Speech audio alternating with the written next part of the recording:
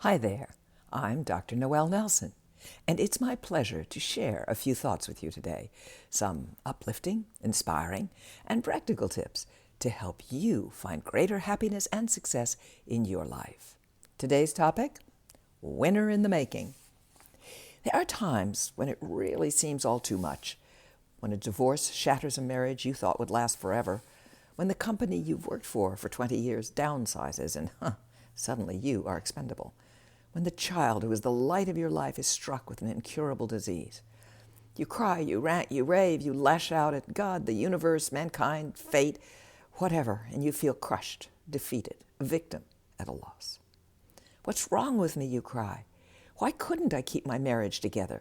What a bad, horrible person I am. I don't deserve to be loved. Or, how could they do this to me? I've been a loyal employee for 20 years, and this is my reward? Or, how could this happen? How could my child be so ill? Why can't they find a cure? They don't care, that's it. The whole medical establishment just doesn't care.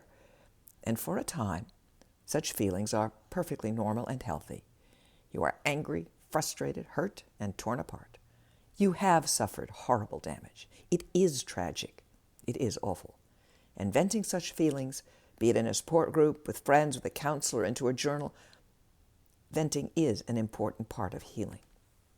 The problem lies not in having those feelings nor in venting them. The problem occurs when you're unwilling to let go of the pain once you've truly acknowledged and expressed it. When you use the pain to define yourself either as a victim or as a totally bad, wrong human being. If you define yourself as a victim, you'll seek to blame the world for victimizing you. If you define yourself as bad or wrong, you'll blame yourself for all the ills that befall you. Either position is defeatist and drains you of your power. Don't sabotage your life with such erroneous self or world images. As difficult as such tragedies are to deal with when they happen, in the long run, such events are critical turning points, opportunities for major growth. This is not to say that you have to have such tragedies in order to grow. Absolutely not. But it is to say that if you do have such tragedies, use them as springboards to growth rather than excuses to turn into a permanent victim. How? Well, start with your feelings. Really feel them. Feel your feelings, express them, release them.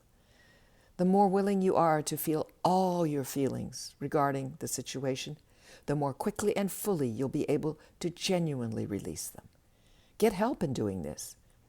It can be very scary to try to deal with feelings of this magnitude by yourself. Secondly, look for the learning. Once you've dealt with your feelings, you're ready to look at the learning you can glean from the situation. Don't dwell on blaming yourself or others. Look for what understandings you can glean from the tragedy to help you thrive in the future. With the failed marriage, for example, did you choose an appropriate partner to start with? Or did you allow your low self-esteem to go with whoever might give you just a little bit of love? Did you ignore all signs of trouble in the relationship until it was too late? What can you learn from this? How can you use the failed marriage to springboard you to future relationship success? With the downsizing, did you ignore the writing on the wall?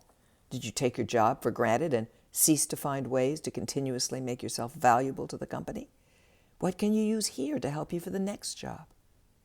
With your ailing child, what reserves of strength and love do you have that you didn't even know about? What have you learned about the importance of loving and caring? Can you apply these lessons to creating a support group for parents of similarly ill children, or to lobbying for a bill to get help, or raising funds for new medical research? All of these are empowering questions that seek to use the disasters of the past to create a better, happier future.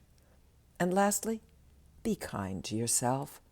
Recognize you've been through a lot. If you dump into self-pity or blame from time to time, it's okay. Learn to spot it. Don't run on it for too long, but don't beat yourself up for it. You're too good and too valuable a human being to do that. Caterpillars turn to mush inside their cocoons on their way to becoming butterflies. When tragedy strikes and you turn to mush, remember, you are always a winner in the making. All it takes is the willingness to let go and fly. Thank you for listening to Up, and check out my new book, Phoenix Rising: Surviving Catastrophic Loss, Fires, Floods, Hurricanes, and Tornadoes. If you'd like more uplifting, inspiring, practical tips and techniques, please visit my website, noelnelson.com, or take a look at my Meet the Amazings Facebook page. Until next time, be well and take care.